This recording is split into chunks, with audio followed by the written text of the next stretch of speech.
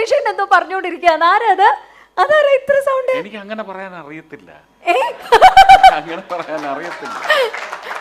എവിടെ? അയ്യോടാ സുരേഷേടാ, ഒന്ന് നമുക്ക് കേറാം. പ്രിയങ്ക ചേച്ചി, താങ്ക് യു സോ മച്ച്. അപ്പൊ ഇനി നമ്മുടെ ഷോയ്ക്ക് ഇവിടെ ഉണ്ടാവണം എന്ന് ഞങ്ങൾ ഒന്ന് റിക്വസ്റ്റ് ആണ്. ചേച്ചി please be on the side. ദേ 2 പേരോട് ഒന്ന് കേറാൻ പറയാണ്. സുരേഷ് ഏട്ടാ. അതെ, എനിക്ക് സത്യം പറഞ്ഞാല് എന്റെ സുരേഷേട്ട ഇതെങ്ങനെ ഇത് ഒരേ സൗണ്ട് ഇങ്ങനെ കിട്ടുന്നേ?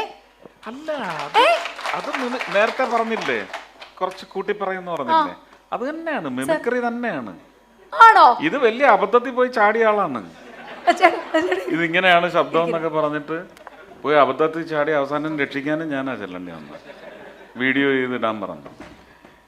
ഭയങ്കര കുഴപ്പത്തിലായ പോലീസുകാരനാ. അതാണ്, സിവിൽ സർവന്റ് ആണ്, എക്സൈസ് ഓഫീസർ ആണ്. ശരിക്കും പറഞ്ഞാൽ DC-യുടെ ഡെപ്യൂട്ടി കമ്മീഷണറുടെ സ്പെഷ്യൽ പെർമിഷനിലാണ് സാർ ഇന്നിവിടെ വന്നേക്കുന്നത്.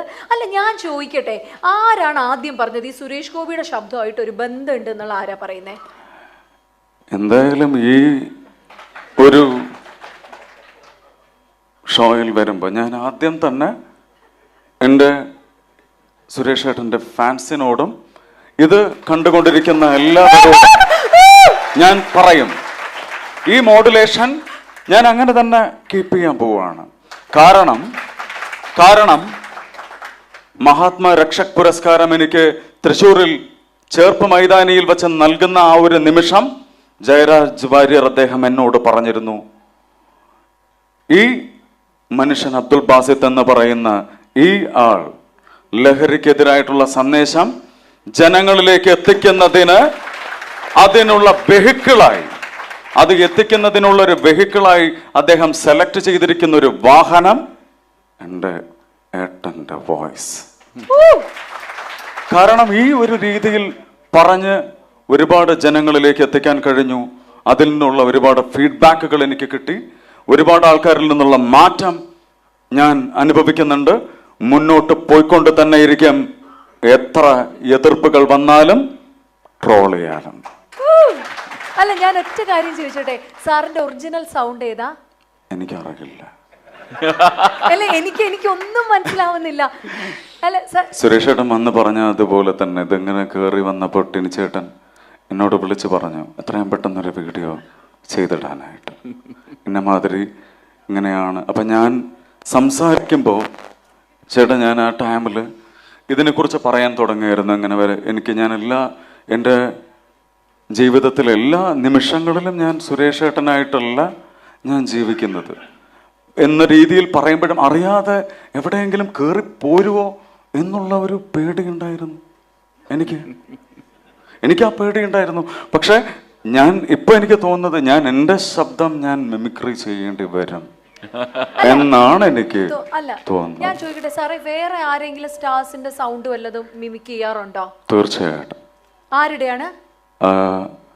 സാറുടെ എനിക്ക് ചില കാര്യങ്ങൾ എന്തായാലും സാറ് ഏറ്റവും കൂടുതൽ ടിനിച്ചേട്ടൻ എന്നോട് പറഞ്ഞിട്ടുണ്ടായിരുന്നു, ദീന സിനിമയിൽ സുരേഷ് ഏട്ടൻ ബാസിത്തെ ഏറ്റവും കൂടുതൽ സുരേഷ് ഏട്ടൻ ഇഷ്ടപ്പെടുന്ന ഒരു ഡയലോഗുണ്ട്.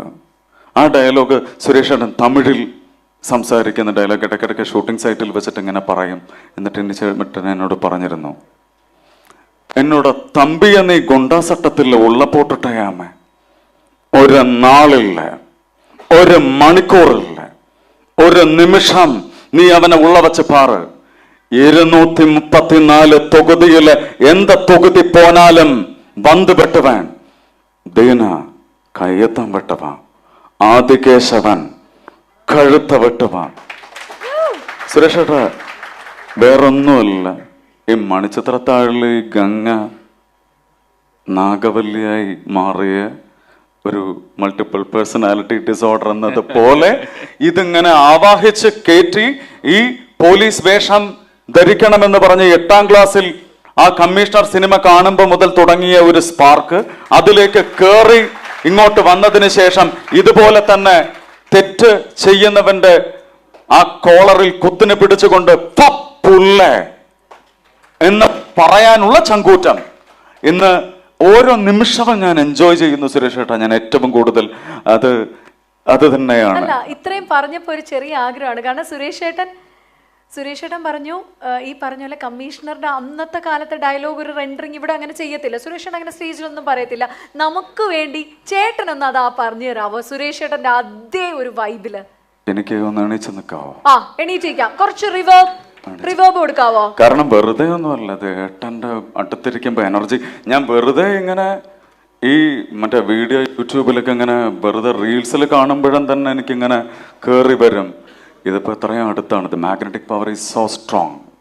എന്നെ അങ്ങോട്ട് അട്രാക്ട് ചെയ്തെടുക്കുകയാണത്. അതുപോലെ തന്നെ പറയാം, അദ്ദേഹത്തിൻ്റെ ഏറ്റവും ഇഷ്ടപ്പെട്ട ഡയലോഗ് ഞാൻ ഏറ്റവും കൂടുതൽ മോഹൻ തോമസിന്റെ ഉച്ഛിഷ്ടവും അമൈഥ്യവും കൂട്ടുകുടച്ച് 4 നേരം മൃഷ്ടാന്നം വിട്ടുപിഴുങ്ങി ഏമ്പക്കം വിട്ട് ആസനത്തിൽ ബാലും ചുരുട്ടി വെച്ചിരിക്കുന്ന തന്നെയും ഈ പരമ നാറികളെയും പോലുള്ളവർക്ക് ചേരും. ആ പേര് എനിക്ക് ചേരില്ല. I am only Bharatchandran. Just remember that.